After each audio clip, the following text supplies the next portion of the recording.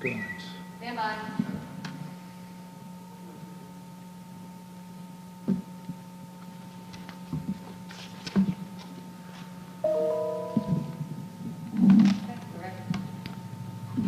Okay, good afternoon. I am going to call this special called meeting of the Board of Education to order. It is July 24th, 2020, and we are at the Arvin Education Center. First item of business is to approve an agenda. Superintendent, any corrections or additions? No, ma'am. All right, motion to approve the agenda, please. Made by Mr. Dodson and seconded by Ms. Hundley. All those in favor, and that's 5-0.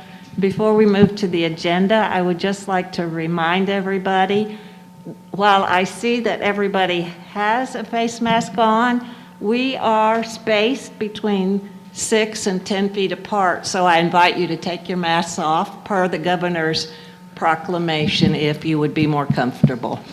Thank you. Superintendent, we are ready for report number 1, sir. Thank you, ma'am. What I'd like to do, if the board would allow me to, is I have a statement that I'd like to read to the Oldham County Schools community. Would that be okay for the board? Yes, sir. Dear OCS community, I want to express my thanks for the level of engagement from all regarding this school year. Not every email has been easy to read, but everyone has been read, will be continued to be read, if not always responded to. Here is the reality. We are in the midst of a pandemic, hopefully the only one we will face in our lifetimes. This year will not be like any prior year, no matter how hard everyone tries, this is the abject reality. As superintendent and as board members, we cannot adopt the perspective of any one group. Our mission statement says it will ensure the learning of all. That is ambitious and the right thing to strive for, and we are attempting to do this now as we face the realities that COVID-19 have thrust upon us. There are parents, students, and staff who want to start the year and possibly conduct the entire year in NTI, face-to-face, and everything in between. Any of the options considered for reopening has unique logistical issues that accompany it. The reopening options become extremely complex because they involve instructional delivery, teacher availability, transportation, technology, school health and safety, and school nutrition. At times, there are no good answers for all these elements when we look at each option. For that reason, once we start down the path, there may be times that we need to change course because one or more of the logistical issues are virtually unsolvable. As we proceed down the path to reopening, I am alarmed by the amount of fighting, arguing, and demanding on social media and emails. While parent, teacher, and community input is important, decisions regarding reopening cannot be based on popularity. Our reopening strategy must be grounded in the best instructional practices we can implement correctly, considering the realities of in-person, remote, and hybrid learning. I believe under normal circumstances, we would all agree that face-to-face instruction is the best possible scenario for students, teachers, and parents.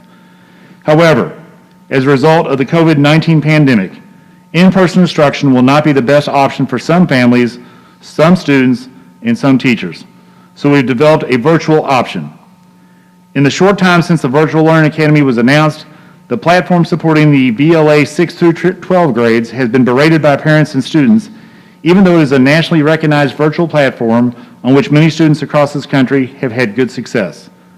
To increase student success, we are putting human resources behind the virtual platform.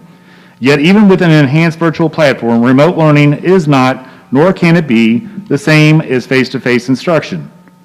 Many of the critics of the virtual learning option are expecting to be exactly the same education their child would receive in person with the exact same course offerings and opportunities. However, a virtual learning environment is not designed to be a replacement for everything a student would receive through a traditional school setting. The VLA is a temporary solution to the obstacles to in-person learning associated with the current global pandemic. We're continuing to tweak the platform and explore means of enhancing the virtual experience to offer a high-quality remote education. We recognize that this option will not provide every student with each opportunity they might take advantage of during in-person instruction. I would like to remind you, we are in a pandemic. For some families, NTI was a great experience last year, and I will continue to praise our teachers and families for doing the best they could under extremely challenging circumstances. But for a lot of families, NTI was not a success for a variety of reasons, many of which were outside the district's control. We've reflected on areas where we could have done better, while fully recognizing that many issues were a direct result of such an unexpected change with little pre-planning time. We are in a much better place now. However, I also recognize there are outside influences that make NTI difficult for families. Single-parent families, households in which both parents work outside the home, families that were not technologically equipped to fully support student learning, children who require specialized services, and students who needed the social emotional support offered in the school are just some of the reasons why the NTI path is difficult. This is not a blame game. This is reality. NTI was never designed for the extended use that we had to implement last year. Under normal circumstances, NTI is authorized only for 10 school days when schools are closed due to inclement weather. With the pandemic, there may be times when we have to use expanded NTI days, but we must be mindful of the consequences of doing so. If it becomes necessary to use NTI, we must implement it to the highest standard we can. As much as everyone, including myself, wants there to be a sense of normalcy for this year and beyond, we must acknowledge that we are in extraordinary times. The novel coronavirus, whether you believe it is a serious pandemic or not, is here in our community, and it is forcing us to make decisions that we would not typically make. This will be the most expensive year ever for operating our school system. Any of the educational options we implement during the unprecedented time will be more costly than a normal school year. We've been successful with our conservative fiscal approach in the past and are in better financial shape than many districts. However, there are limits on how much we can spend in trying to meet everyone's wants. As a community, parents are asked to check their children's temperatures and review the screening questions every day before sending their children to school. If the child has a temperature greater than 100.4, they should not come to school. If a child exhibits a temperature greater than 100.4 when they arrive at school or any time during the school day, they will need to be picked up from school immediately. Now is the time for parents to teach their children the expectations about wearing face masks on the bus and at the school and start getting them acclimated. All parents need to plan for this now and cooperate with the guidelines from the CDC and public health so that schools can reopen. I urge everyone to reflect on their expectations with the understanding that there is no playbook for what all of us are experiencing. We need to be as flexible and as responsive as possible. More importantly, we need to work together, not against one another, as we try to solve the problems that our school system and every other school system across the nation and the world are facing. Thank you. Thank you, Mr. Schultz.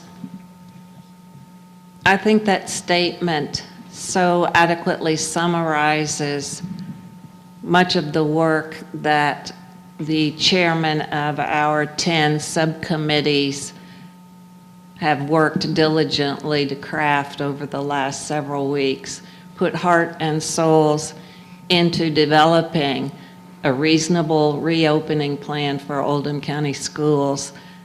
And I appreciate your thoughtful statement on behalf of the district, not just the board, but on behalf of the district. And I also appreciate the fact that we recognize that we are in unprecedented times, but we can do school with the partnership of our families and community. So I thank you, Mr. Schultz. Other comments? I personally think that summarizes what everything's been done, and I hope it clears a lot of minds going forward. Thank you, Mr. Dodson. Let's move to your superintendent report then, Mr. Schultz. So the reason we are here tonight primarily is that it is a month ago we weren't at this time. But because these are extraordinary times, we have to ensure that some things that may happen in a normal year when we are not in a pandemic are not a problem and we would open up. And I use the example of construction, which this district is very much aware of. And we've had to open up school with no ceilings and no paint on walls, but we could open up and we could have school on time. And we've never missed a starting time since my time as superintendent. But this year there are 3 factors that we have to consider at this point, and why I'm urging the board to move the start date for this coming year. The first is, and these are in no particular order, but the first is staffing. We do have some holes in our staffing right now. People are possibly applying, but we still have some holes. And this is a year that normally we would be able to call on long-term subs as we've done in the past. And long-term subs have come into the building and done a great job until we got those last hires in.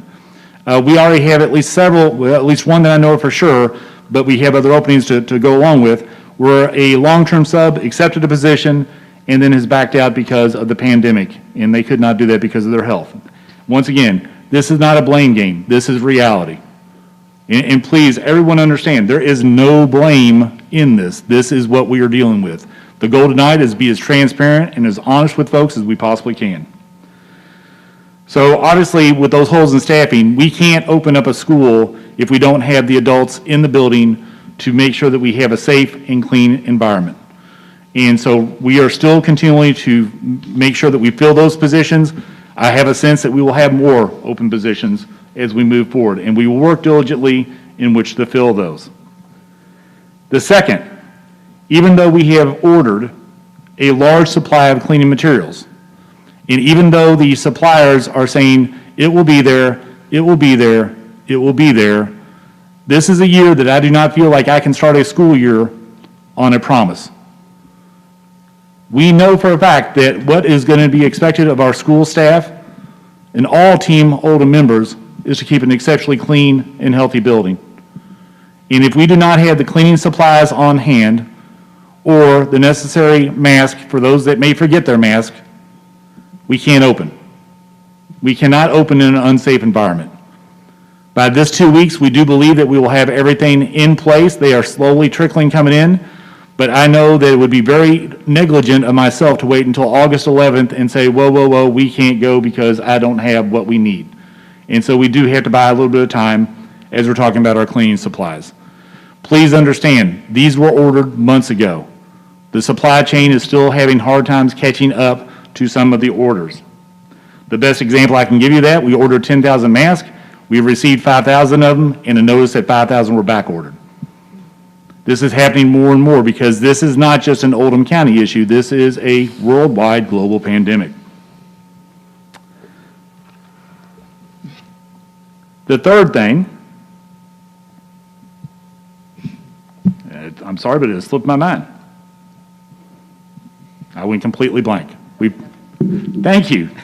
Wow, I don't know how I missed that one. And I apologize. You know, we are putting in exceptionally long hours and working extremely diligent, so I'm sorry on that one. Obviously, the numbers of the coronavirus we're seeing an increase here locally within our school system. And this is my plea. If we are honest and sincere and we want to be back in school, we can't do some of the activities that are happening. We have had some parties, we've had some gatherings out in the community, and we are seeing positive cases as a result of those. Please understand, there will be people that want to make this a political situation. I do not have a political party. I'm the Education Kid Party. We need to be back with our kids as much as we possibly can. But we need everybody in the community to participate, to help, to urge others, to support others. If we're going to be able to pull this off, and it is a huge lift, we need everyone to help us. It is for those three reasons I'm going to ask Michael Williams to step to the microphone and go over the calendar recommendations. Thank you, Mr. Schultz, and welcome, Mr. Williams. Thank you, Madam Chairman.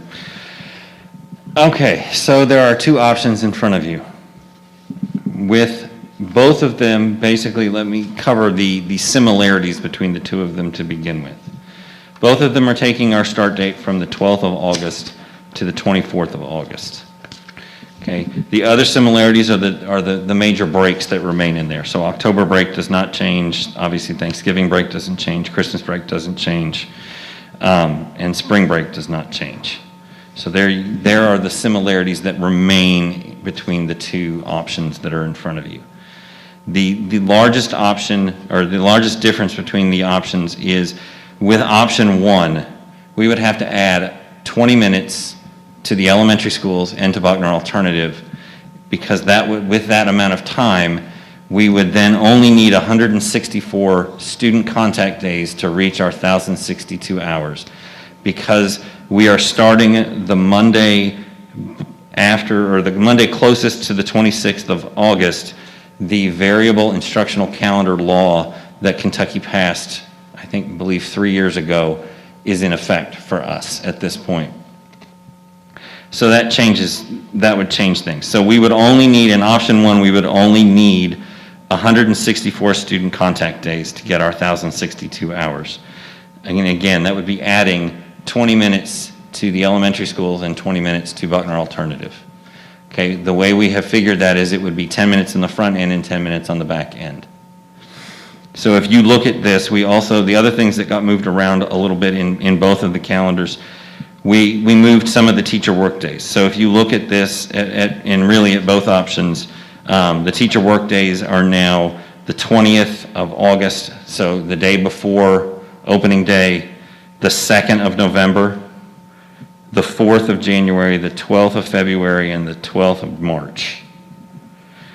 In option one, with those things being laid in there, the last day for students would potentially be the 24th of May. That would be our 164 student contact days. Then you can also see listed the makeup days for that year would then be the 25th of May, the 26th of May, the 27th of May. Then we would jump back up and take the 15th of February, the 30th of April, which would be Oaks Day, the 12th of March, and then we go back and we do the 28th of May, the 1st of June, the 2nd of June, and the 3rd of June. That gets us our state mandated 10 makeup days listed on the calendar. And then if we look at option two, so again, I gave you the similarities, and the teacher work days would remain the same in both calendars. With this one, we would still have 170 student contact days, so there would be no change in time for the students coming to elementary school or Buckner Alternative. So with that, 170 days would push us back to the last day of school being June 2nd. So then you would have the makeup days being June 3rd, June 4th, February 15th, April 30th, March 12th, June 7th, June 8th, June 9th, June 10th, and June 11th. I think that's a relatively good summary of really the differences. We didn't take out any of the major breaks. We left in the days that we could leave in there. We just had to basically shift around 2 teacher work days. So the September teacher work day actually went to the front end of the calendar to give teachers another day to prepare in their buildings for the multitude of things that are coming.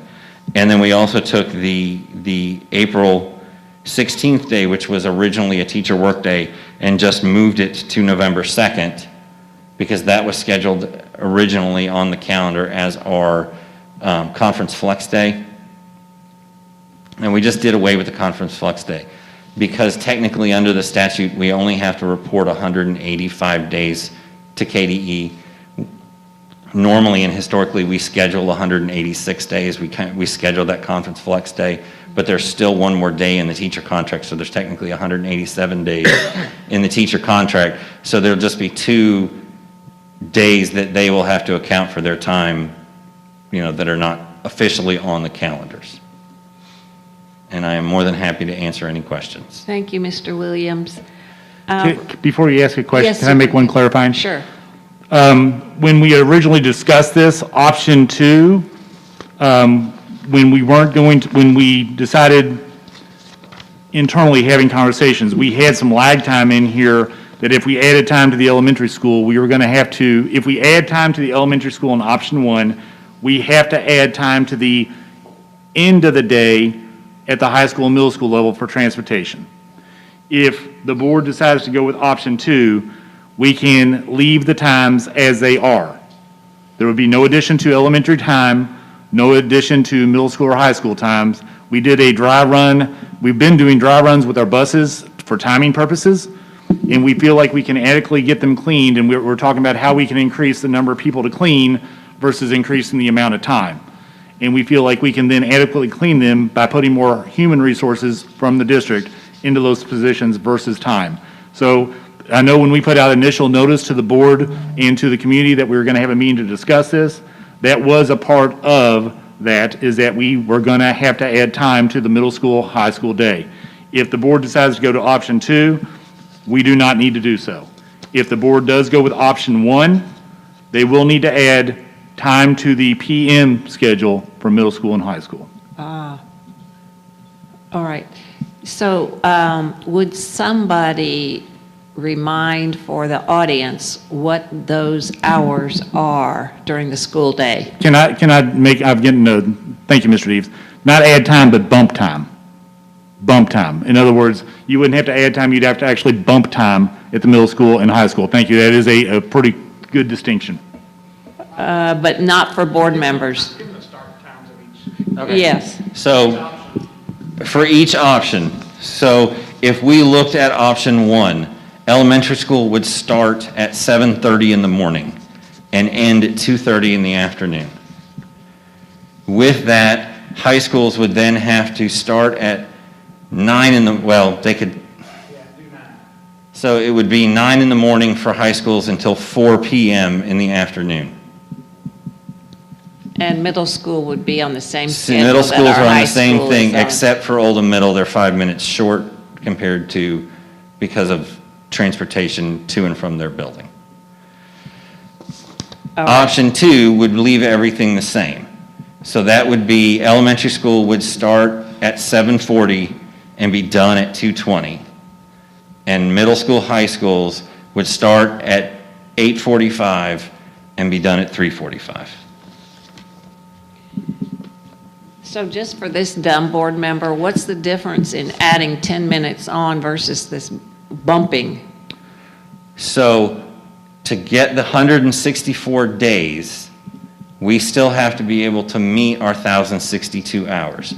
So that's where it has to be the 20 minutes of added time for the elementary schools, because they literally right now in 170 days, we get 1,062 and a half hours.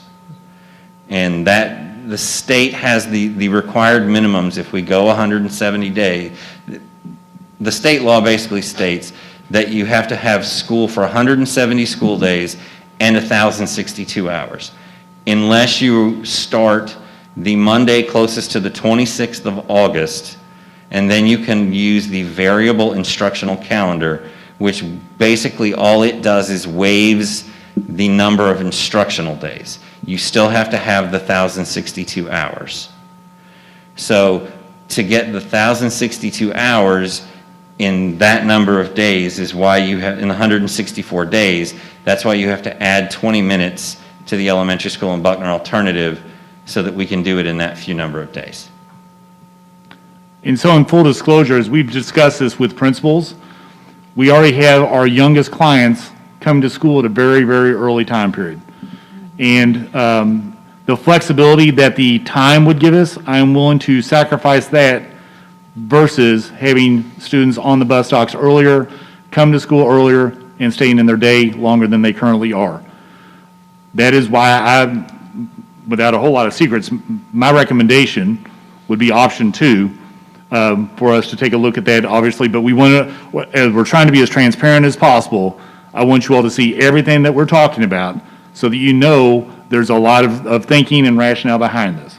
But when it comes to Monday night and you ask me my recommendation would be option 2. It is the least disruptive to the current system that we have, and we can take care of the sanitation of buses now that we did not think that we could, but we have dry run that, and we've just shifted our mindset a little bit. And we're finding this a lot is, once again, we go down one path, we think we have something solved, and we have to reverse that path because we find a block or we find something that's more onerous than the other part. Right. We are finding out how flexible we are in this district, Superintendent. So major differences between option 1 and option 2, in addition to all that math with the minutes. One of the major differences is that calendar number 1 would have the last date being the 24th of May. Yes, ma'am. Calendar number 2 has the last day of school the 2nd of June. Correct. So that is a major difference I see. But also calendar 1 does have middle and high school not beginning until 9 a.m., which I did hear from one board member, Ms. Hundley, made a good point in terms of working parents who need to drop their students off. And so I think that's a valid reason, too, not to go with later start times. Other questions and comments? Mr. Dodson? I've got one. The one thing that concerns me with snow days, how long it will put option 2. In the past, we've used President's Day as a first makeup day. And we've also added maybe the second, third day as Oaks Day. Could we make those 2 changes if we had snow days to keep them out closer to the 2nd of June than later? We can make those changes, Mr. Dodson. If you remember in the calendar that we approved that we normally would have started, we actually moved Oaks Day and President's Day to the 4th and 5th days this year. Yes. So that's where they're actually Yeah. standing So now. we're starting to. Right, no, I understand. I mean, That's yes, fine. we can make that change. So the other thing that we do, and I wouldn't want to, but if we had a severe blizzard and we were out of school for 5 days, we could implement NTI at that time for a short period of time, and those days would count as school days. So if worst case scenario, if we get hit by a real heavy storm and we're out longer than 3 days, we could then decide to implement NTI. That would not be my preference, because once again, NTI, when it was originally formatted, was more of a calendar consideration that was an instructional consideration. But we do have that flexibility because our NTI plan was submitted in June and approved in June. The only thing I was getting at, you have a snow day here, snow day here, snow day there. It gives you 2 more days back in front of the final day. Hold that thought, Mr. Woosley. Mr. Williams, would you give us the makeup days again for option 2, please? They would be, in the way we have them right now, it would be June 3rd, June 4th, February 15th, April 30th, March 12th, June 7th, June 8th, June 9th, June 10th, June 11th. And Joyce, those are written right there. Well, I can't. No, they're right here. Oh, they're back in the first page of the report. Perfect. Thank you, Superintendent. Mr. Woosley, you have some questions. I do. Superintendent, you touched on this just a second ago, but this year, our earliest pickup, was it around 6:30 for our elementary kids? I'm going to have to defer to Mr. Webb. I believe we had some that were picked up as early as 6:15. We actually had some preschoolers and special needs students picked up closer to 6. Okay, so this would have us, if we went with option 1, it would have kids on a bus before 6 a.m. Yes, yes. Okay. And this comes up every couple of years, but have you looked at swapping middle school with elementary, middle school and high school with elementary, just to see what that looks like with times? We had that conversation actually as a group of administrators. And I've been a part of that process in another district. That takes a similar life of its own, much like a redistricting or a rebalancing, because there's a lot of give and take on that. We don't feel like this is the appropriate time to put one more heavy switch on everybody, because it would probably send everybody over the edge more than we already are. If the board wants to entertain that, then I would urge that at some point next year, we start that dialogue and have the public forum meetings very much like, and the research behind that very much like you'd have to do on a rebalancing or redistricting situation. Well, and I want to say that because we have some students who work, and in the afternoons, you're getting off at 4 o'clock. That limits the times they could work in the evening. Agreed, and that was another consideration, the work, student athletes, that if we had to bump, if we went with option 1 and we had to bump, that was going to put everything that much later coming into the evening.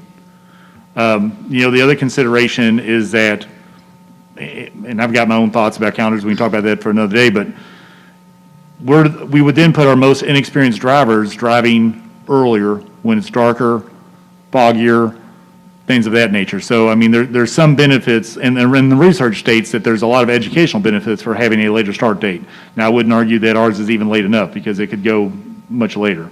But I would be very much concerned, especially on the roads in this beautiful county, to put some of our drivers on the road that early, where it is most other times that's going to be a parent that's an experienced driver, or it's going to be a bus driver that are just tremendous. And that would be another consideration when we get to that point we'd have to take into consideration. Other questions, board members? one of our makeup days for option 2 is listed as April 30th, but we're already in school on that day. April 30th is an off day. Oaks. It's Oaks Day. Oh, it's just not colored on my calendar. I do have one last question. Thank you. Welcome. Having, not being from Kentucky. Mr. Woosley, Are the, excuse me, are the dates that are scheduled for the major breaks in both calendars the same dates? They're identical to what That we what you advertised approve last for, year. yes, sir. I just want to say, I think we should keep those breaks in there. I know that not only did we advertise them last year, but it's good for students and staff to take those mental breaks. other questions? Good report, Mr. Williams. Did Thank you, you ma'am. reconvene the calendar committee to do this work? No, ma'am. Under state law, once you all have approved the calendar, these just become calendar amendments. And so it's really just presenting it to you all and having it approved. Excellent. Thank you. There might be those in the audience that would be wondering. Ms. Hundley? I just want to point, I know you touched on it before, but hearing from working parents, one of the things and one of the safety measures that we have put in place that a lot of the middle and high schools have done is you can't drop your children off way earlier like has been done in the past. So part of that is to cut down on congregating in the hallways. And so if we push this back to 9 o'clock for middle and high school, I'm pretty sure it pushed back, you could not drop your child off earlier than 8:30. And I just know for a lot of parents, they were very concerned about that late of a time to be able to drop their children off. And Ms. Huntley, that is a great point, and that is one thing we also took into consideration. And it's also another time to highlight, this is going to be a very inconvenient year for a lot of people. But what we can't do is drop our children off and we have 30 students congregated outside of a school with or without masks, without adult supervision. We just can't do that. Right. And so people are going to have to adhere to the drop-off rules, and if they're a little bit late, they're a little bit late. And I know that sounds harsh, but we're talking serious stuff. We've got to keep people in orderly. We have to do temperature checks at the car rider line. And so that's going to slow things down just a little bit. So whether you like the options or you don't like the options, these are the mandates that we are forced to do under COVID, and we will do them to 100% capacity. I mean, we will follow every guidance and regulation to have a safe environment. And so people need to plan now what that's going to look like and think about what am I going to have to do to be able to drop my child if they're a car rider, get my child's temperature taken. If they're fine, they're going into school, and if they're not, guess what? They have to go back into their parent's car, and the parent will have to take them home if they have that 100.4 temperature. So this is not the time for people to think that we can just drop our kids off and go. We have to make sure that we're screening children as they come in. That is a 100% have to do by the state of Kentucky and by public health. Mr. Kehoe? Yeah, I'm in agreement with Kevin. I like the idea about fall break. However, I'm kind of torn with it. My concern is when the kids are dismissed for that week, if they go on vacation, they come back and there's a huge outbreak, I'd rather see the break extended added on to Christmas break, where instead of having 2 off periods, we just have 1. But I didn't know if that was discussed in any of the committees. Not that to that level of specificity. I think that when we talked about breaks, we know it's going to be an emotionally tough year on everyone, both our students, our staff, and our families. And that's why I've lobbied for keeping breaks in the calendar, because it's just going to be a tough year. I mean, this is Mr. Schultz unfiltered. This is reality, guys. This is not, I can't spin this to make everybody feel wonderful about this. This is the reality that every school district in this country is going to be dealing with. And we know that this is going to wear on people, and so they're going to need a break at some point. Now, when those breaks occur, that's up for the board to decide, but we just know people are going to need a break. I share your concern, Mr. Kehoe. I know there are universities around the country that are eliminating fall breaks so that their students can go to school continuously and then leave at the end of that semester. And I raised that question too with the superintendent, but he has made a believer of me about the importance of those intermittent breaks for staff and students and families. And we have had families, those breaks have been published for over a year, as you know, so we have had families, they may not be going to Florida, Arizona, or Texas, but they may be going somewhere with their own families. And so, if at all possible, I would like to honor that part of the calendar. Any other questions for Mr. Williams? Mr. Dodson? I know we're supposed to vote on this Monday night, but I'd like to see a third option. And the third option is take a second option and move the Oaks Day and President's Day to the first 2 off days, first 2 makeup days. Tell me how you feel about that, Mr. Williams. I mean, that, legally, it is you all, it is the board's calendar. I just oversee it, creating it, and making sure it's implemented in Infinite Campus. Superintendent, thoughts? I've got mixed thoughts. I mean, because right now, the Derby this year is maybe in September. Or I forget the date, maybe it's in August, maybe it's in, but it's Labor off Day- schedule. it's Labor Day weekend. It's Labor Day weekend, sorry, I haven't gone to the Derby for quite a while, will not be going this year. There's nothing that suggests right now that event might even be held. So, I mean, you know, one reason we've always tried to hold to that date is because it's usually a great fundraising date for a lot of our extracurricular and co-curricular activities. True. And because it is a really large local holiday.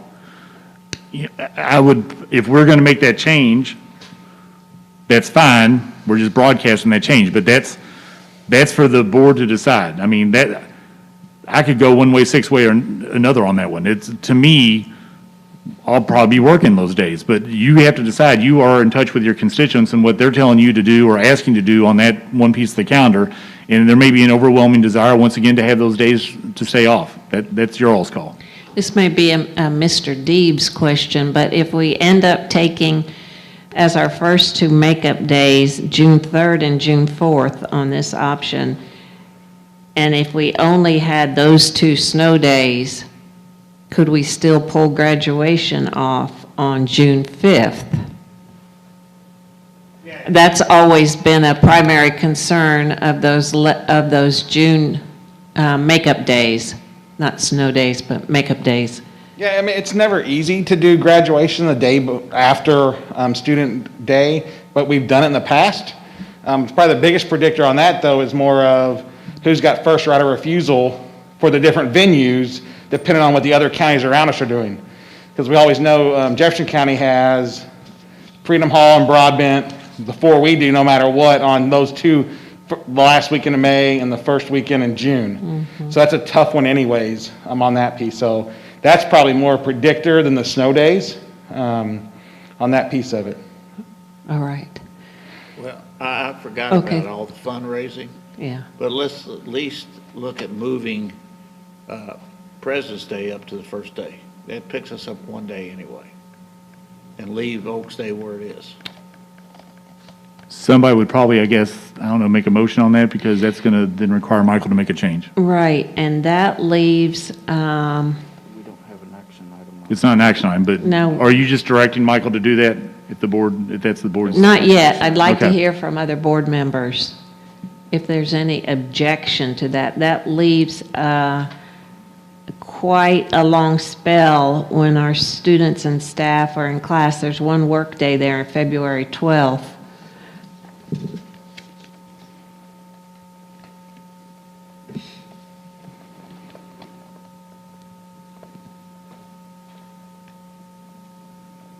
Thoughts? I'd rather keep it like it is. I mean, this is going to be an odd year anyway, and if we're going to have a blizzard, it's probably going to hit this year, just guessing, you know? Just saying. And I mean, I can't imagine with everything going on, anyone has planned vacations already for immediately following the end of school this year. So I personally wouldn't have a problem going past if we needed to, and I'm with Brent too. I think it's very hard for families to turn around and have a last day of school and then immediately have a graduation the very next day. Right, and I personally would like to leave that 15th of February as a non-school day myself, Mr. Dodson, given the strange circumstances this year. Because that makes it a 4-day weekend for students, correct? Correct. Okay. I guess the realistic, when would graduation be? if Use we your took- microphone, please, Mr. Kehoe. When would graduation be if we used the 2 days? If we only had 2 snow days, Then if we could get a venue, we could pull it off for the we pull it off 5th on of the 5th? June. Okay. Yeah, and the big key on that usually is not us, it's the venue. It's the venue, correct. And just because we don't know what other districts' calendars might look like at that point. So I mean, that would be one of those things that when we set that graduation date in March, that's when we really start kind of bird dogging that conversation as far as different venues. And I guess you could, I'm just going to say it and be transparent. If it really got bad this winter, you could always come back and make some adjustments to the calendar for those couple of days if you needed as well. Yes. But a lot of times we're playing on those contracts. We could be all the way, you could even get out the 3rd and really not have a venue until that following weekend, not even the 5th. It could go all the way to the 11th or 12th. And that would be even with no snow days, just because of how the contracts work. Yeah, That was my concern, is it went so far into June. but we may, We've done- our hand may Yeah, be forced based on venue. Yeah, we've done it in the past. We've waited a opportunity. week and a half to have graduation. Yeah. Just because we didn't have a venue to do it in. It's And not as- ideal. As Mr. Deeves and Mr. Schultz have said, we can proceed in approving this calendar and then Come back and amend the it. calendar if necessary, unless there is overwhelming support for changing our makeup days. I just want to make sure there's no primary day on here. Kentucky doesn't have a primary in 21? Okay. Because it's a presidential election year, there is no primary the following year. So, Mr. Dodson, are you amenable to that if we approve this calendar as is? I guess I could live with it. Don't agree with it, I'm just trying to get that day up front. I know. All Mr. right. Webb has promised he won't have any snow days before then. Yes, Mr. Gravis, that's who we needed. Oh, Mr. Webb, Mr. Jeff. Well, we're not taking action on this tonight. We are taking all of this under advisement, so we can continue to process and think about this until Monday night's board meeting. Great job, Mr. Williams. Thank you, sir. Madam Chair, if I could, I do think I would like to take this platform to make a clarification Yes, sir. based on what I'm being told, not based on what I'm reading. I'm being told that a lot of parents are waiting for a decision on NTI to start the year versus VLA. And I want to be very clear is that NTI and VLA are 2 different entities. Yes, sir. NTI is supposed to be a short-term out of school. If you are thinking that you are not going to want your child in school at all this year, for your reasons, VLA is the option that you want to choose. NTI means we will be back to face-to-face instruction whenever we have to implement NTI. Whenever. There's always coming back to school. That is not people's experience because last year for the first time when we went NTI, we never came back. But our understanding of the virus, of the situation, is if the virus is under control, where Dr. Stack said it yesterday in the meeting, that there are, yes, obviously we're trying to mitigate risk, but the risk of not having students in school outweighs that to a certain degree. And so I want to make sure people understand that VLA and NTI are not the same, and they will serve 2 different purposes. What's going to happen, I'm afraid, is that people keep waiting, and then they're going to make their registration, and that's going to make it exceptionally challenging for us to schedule to open up schools safely. If you are intent that your child is not going to be in face-to-face instruction, That's why we have an option of a VLA that we are continually working on and tweaking. We'll talk about some of that at Monday's super report from Dr. Smith as we continue to think about how the best way to run the VLA is. I just want to make sure that everybody heard that clearly, is that they are not the same. And even if we had to start the year on NTI, and I'm not saying that we would, but even if we did, that would not indicate that we would be out all year on NTI. If you think about this, that would be the last 3 months of last year and the next 9 months that would be out on NTI. That would be devastating to a lot of people. And so I just want to be very clear on that. They are two different things. And I know both of these are somewhat new to our community and to our families, but they are not the same. And we have to understand, the longer we wait to register, you're hurting the planning process. Right now, our VLA numbers are about 10,052. No. I'm sorry, sorry, 1,052, which is great. But it's an in-between number. If you're thinking that I'm still not easy with my child being in school, this number we expected based on our early survey data. When we had that survey information, we had 2,000 families initially say we do not feel comfortable coming back to school, and so that's what led us down this planning process. And the VLA is definitely, our virtual option is definitely the right thing to do for our families, because we have some students that, no fault of their own, cannot be in our buildings. And we have some parents that definitely feel like they need to keep their child home, and they can keep their child home. VLA is a choice, it's not a force. And that's the other difference between NTI versus VLA. NTI is, we are telling you, we can't do school right now, it's a force. And everything I read in this statement earlier, that has negative consequences for some families. If you plan on being out all year, please sign up for VLA. We will continue to work on VLA, much like we worked on NTI. Those two things are simultaneous. We're going to work on our instructional programming in any year. In any year.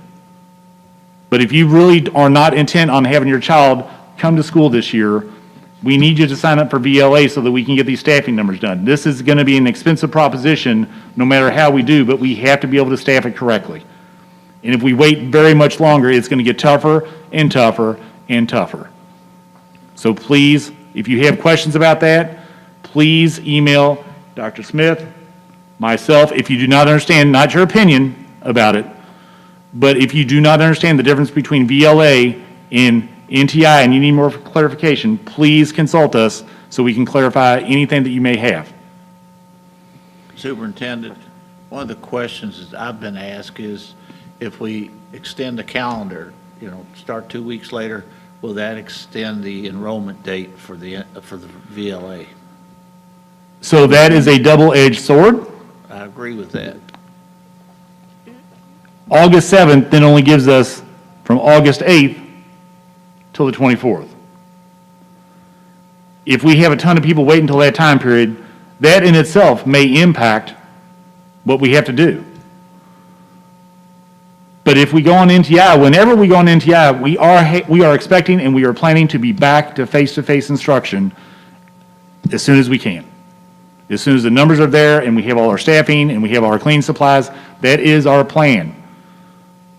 What we are finding in the world that we are living in, we have 5,000 plans, and they all have options of them that are not great, and they all constantly shift. The prime example of when we were going to recommend a 10-minute push for the middle school, high school, because we weren't sure we could do it.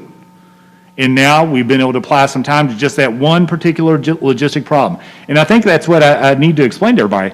This whole trying to do school in a pandemic is a huge logistic issue. It's not as simple as saying, we're opening the doors. It's not as simple as saying, we're going NTI, or we're doing Virtual Learning Academy.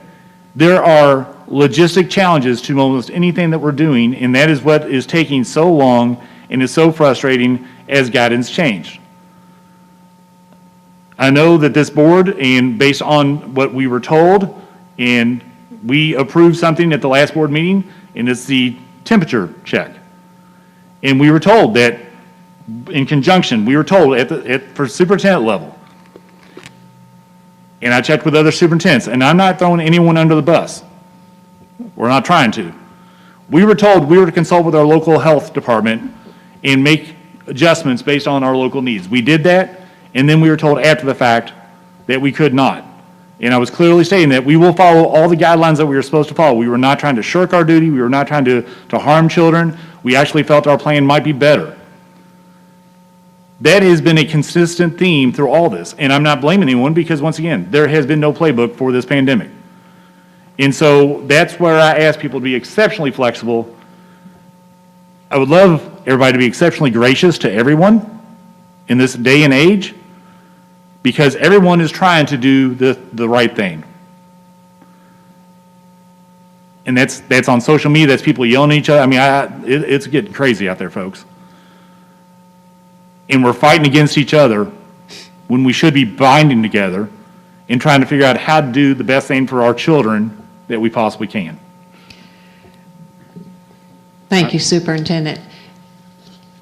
So the three areas that you identified for us at the beginning of this meeting, which are sort of driving your recommendation to delay the start of school, you speak to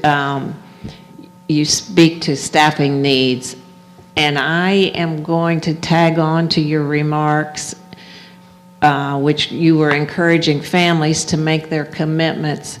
And I would really strongly encourage our staff to also make their commitments to come back to the classrooms. I believe we can do it safely and keep people healthy, and we value our staff, and we need our teaching staff and our all of our staff members back in their school buildings. When you talk about supplies, since you mentioned the temp check issue, and we now are required to temperature check 100% of our kids every single day, are those thermometers part of the supplies that we are waiting on? No, ma'am. Actually, we were blessed that the state had, I think, I'll throw out a number, may not be correct, 12,000. They had a lot of thermometers, and they shipped those, how much? 208. We received 208 thermometers from the state that we did not have to pay for. And so currently, as our schools had to shift a little bit, they are planning for the 100% rule. And what I've told the schools, because once again, this is there are some times when schools can afford certain things and they can't afford another thing. This is not the time to say, if you don't have the money, that we can't afford an essential supply. And so any school there, as they are revamping and developing their plans, if they need more thermometers to build a realistic plan, they will order, the district will pay. And the same thing goes with cleaning supplies or any of those things. This is going to be a complete and utter team effort. Mr. Woosley, use your microphone, please. I want to thank you and Dr. Smith. You've been very responsive to questions, especially through the VLA question platform. Most of the questions that we're getting involve what's the difference between NTI and VLA and in person. So would you guys be willing to put out some type of document that says this is what this means, and can you move between this one and NTI and in person versus VLA? I think we definitely can, but I think Dr. Smith would like to address that to the board just in Right. case you all have any questions, Yes. plus we do have an audience. So, under our school's reopening plan, when you're on our website, in the VLA section, there is a web page right now that compares NTI and VLA. So you can see a side-by-side column that breaks down everything that is listed. We also can do more to clarify how I get in and how I get out. So we'd be happy to do that for you. That seems to be the most pressing question the last couple of days is what if I decide to go this option and then I need to go to this option? So if we And the could reason clear that that we, up. the reason that we formed trimesters was so that we would have clean breaks, so that kids could enter back to the school building without throwing off their master schedules. So if you're in VLA, once you're in and the year has started, it is alerting the district by November 1st that you intend to continue in VLA or not, and then That Monday, we come back after the trimester, November 16th. That's when you'd return to the school building, to your home school. Is it possible to extract that information out and put that in an email and send it out to parents? Sure. Even though it's there, just to send Sure. it to them to say, Yep. here it is? I can work with Ms. McDowell to do that. Okay. And I don't know who was responsible for the change of Arvin Center, but that's been accepted very positively. Yep. And if I could, just for clarification, that is also, we are trialing that because it is an unproven concept. And I know a lot of people want us to stream their teacher to their kitchen. And we have not found a way to successfully do that that is necessarily, and if we could, I think we would. This is a time when we have to successfully do whatever we attempt to do. And we can't, I've talked to Dr. Smith and everybody that's been on this committee, we're trying not to oversell anything. We want to ensure that if we say we're going to do this, if we're cleaning buses between routes, guess what? We're cleaning buses. This isn't a time to talk smack. This is a time to do what we say.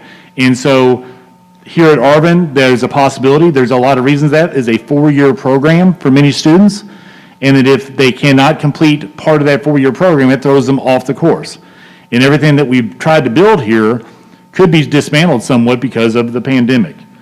And so I know the next question is going to be, just being realistic, why can't my calculus BC class or my physics 6000 class or whatever class, why can't that be done the same way? Because we've not figured it out how to do that in an effective manner to ensure that it works. And what we can't do is set people up for failure with real high expectations and then not be able to do it, and then we've left somebody in limbo. And so we have to be careful as we do these things. We want to do the best we possibly can, but there are financial limits, there are time limits, and there's human limits. And we have to be able to do what we say we're going to do. Very last question, I promise. Mr. Woosley. Have we resurveyed staff to see if their opinion has changed since the original survey? And does that survey also include like everybody certified, classified, and also substitutes? Last time I asked a survey question, I got myself in trouble, and I will publicly apologize. When I was on Kentucky Tonight, I was not expecting that question. I gave a correct number. It wasn't the number for the question, but it was the correct number. So no, we have not. We have not sent out an official survey. What our principals, we ask our principals to do, because we think this has a lot to do with face-to-face contact, is that Mr. Webb has been talking to his bus drivers. Carlina has been talking, sorry, Ms. Lloyd, I'll just call you Carlina. She's been talking to her school food service worker. Our principals have been talking to our teachers and our classified staff and trying to get a feel for who's coming back and not coming back. We do know that we have some medically fragile staff that cannot come back. And so we are doing our best, and this is, once again, the importance of VLA is that that's one of the places they may be able to really be able to maintain their job, and we can help them because physically they cannot teach in the current environment. They would have to take leave. And so we are having those conversations. We have to firm up the numbers. And that is extremely challenging because everybody's torn right now. And the things situate. Once again, the answer, even if I surveyed them 4 weeks ago, obviously there's been some change in that time. And we're very much aware of that. This is one of the elements that's one of the toughest. It's the human element because it can flip on a switch. You know, I want to be very transparent that one of the things that we know is that we do have teachers that live in Jefferson County and their children attend Jefferson County schools. And we know that Jefferson County has already announced that they're starting an NTI for at least the first 6 weeks. Our teachers could, because it's the federal COVID relief system, and Ms. Corson, if I state something wrong, correct me, but they could have up to 12 weeks of leave time at 2/3 pay if they needed to for their own child care needs.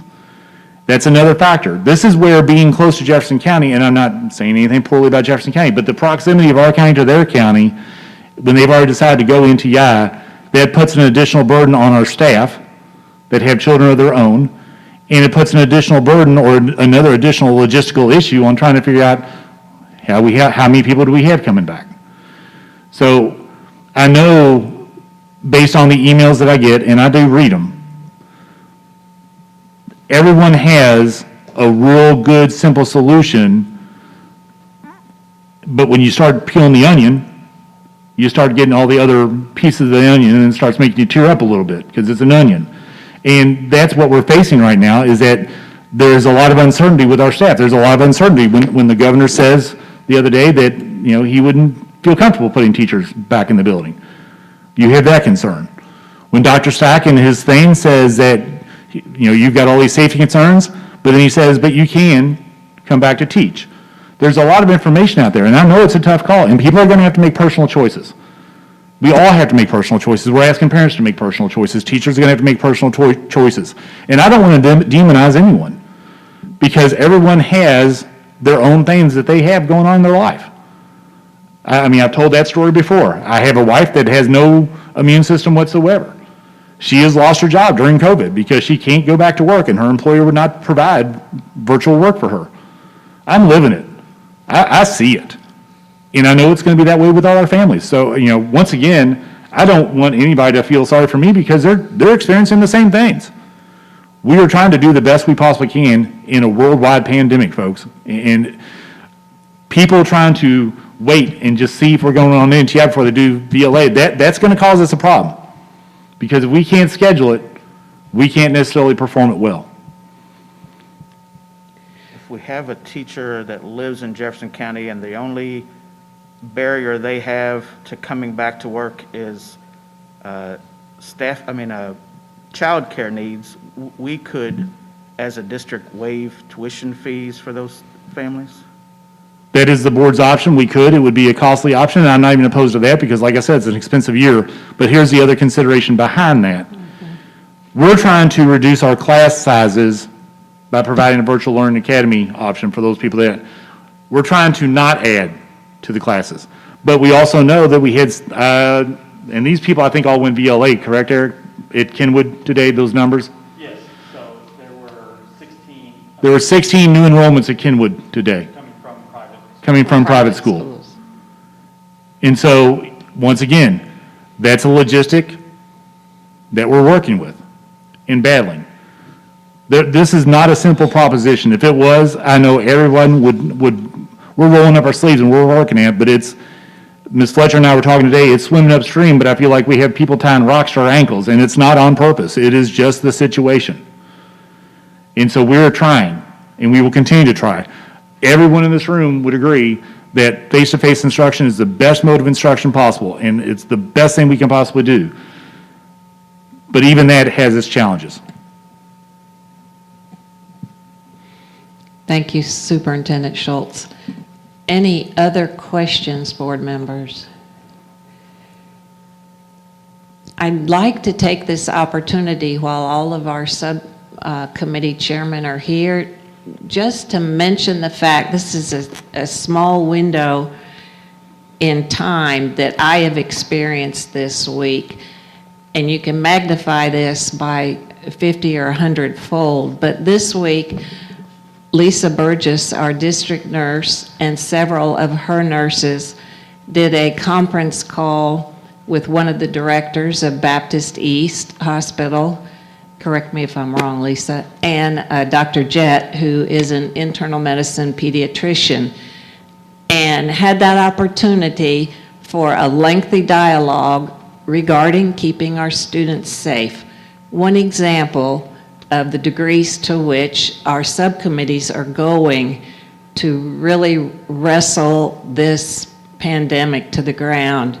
I also met with the superintendent, Dr. Smith, and 3 of our teacher leaders in the district, Mike Sharp, Heather Dotson, and Denise Cayley, who even had the video stream into the meeting in order to hear some of the concerns that our teachers are sharing. And so I just share those examples because everybody is working so hard on making the reopening of school possible in Oldham County. And so, again, I thank you each on behalf of the board and on behalf of Joyce Fletcher. Great job. Does anybody have anything to add? All right, Superintendent, we have no action, so what's your recommendation, sir? At this time, I'd recommend to adjourn. Motion to adjourn, please. Made by Ms. Hundley, seconded by Mr. Woosley. All those in favor? And that's 5-0. Thanks, guys.